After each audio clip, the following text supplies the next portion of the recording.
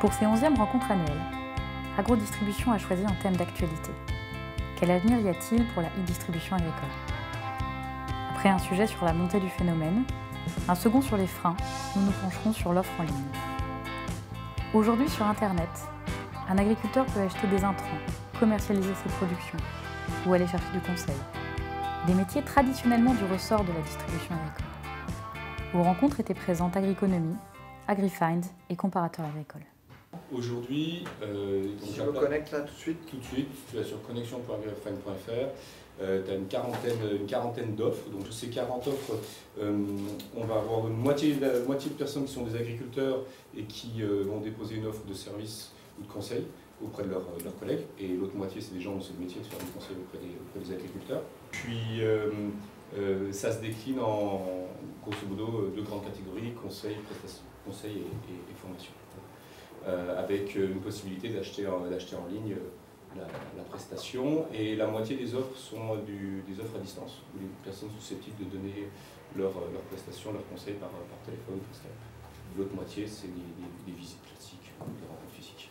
On n'est que sur la prestation intellectuelle, on a une barrière à partir du moment où les gens ont des produits physiques à vendre. Fait aujourd'hui 50% en PV, sur les quelques offres qu'on a, et 30% sur les aspects liés à la gestion d'exploitation. Alors les tarifs, c'est pas moi qui les fixe, c'est l'OFRA qui les fixe. On va de 55 € à 95 € de l'heure. Donc on trouve du bas volume, pas mal de choses sur l'acte de conservation, le suivi direct. Ce que j'ai aujourd'hui, c'est pas significatif pour faire un portrait des bénéficiaires. Je suis en construction de mon offre. Je vais être vraiment complémentaire à ce qui existe déjà pour permettre aussi la diffusion des choses sur le terrain qui fonctionnent. Et puis assez classiquement, il y a ces systèmes de commentaires et de notation des prestations qui est en train de se mettre en place. Comparateur agricole, c'est une plateforme sur laquelle les agriculteurs vendent leurs céréales, du blé, de l'orge, du colza, du maïs.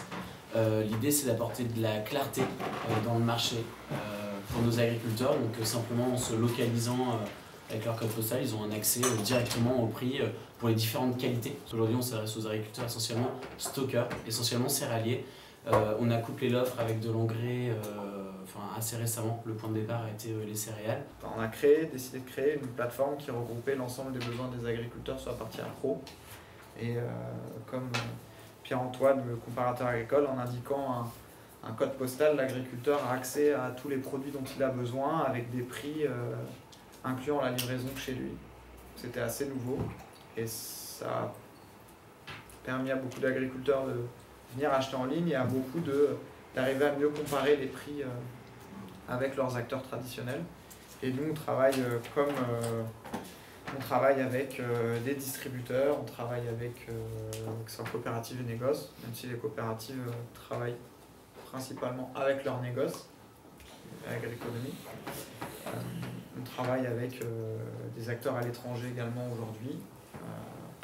Notre objectif est simple, c'est en ce moment d'améliorer notre sourcing produit pour avoir plus de produits à proposer aux agriculteurs et un service qui soit encore bien meilleur. Donc, on n'a que quelques familles d'intrants qui sont portées par des vendeurs sur la plateforme Agriconomie, qui vont être les facturants pour les agriculteurs. La majeure partie, c'est du retail, donc c'est de la vente-achat. Et pourquoi? Parce qu'on a beaucoup d'acteurs qui n'osent pas aujourd'hui encore afficher leur nom sur la plateforme pour diverses raisons. Donc aujourd'hui, on n'est que sur l'approvisionnement, mais on va bientôt avoir des gars sur le terrain. Agriconomie arrive dans les champs, où elle risque de croiser les TC de coopératives et de négoces. Dans le prochain article, nous évoquerons comment ces acteurs s'adaptent à cette nouvelle ère. Et pour aller plus loin, découvrez notre dossier 11e rencontre, en octobre dans Agrodistribution.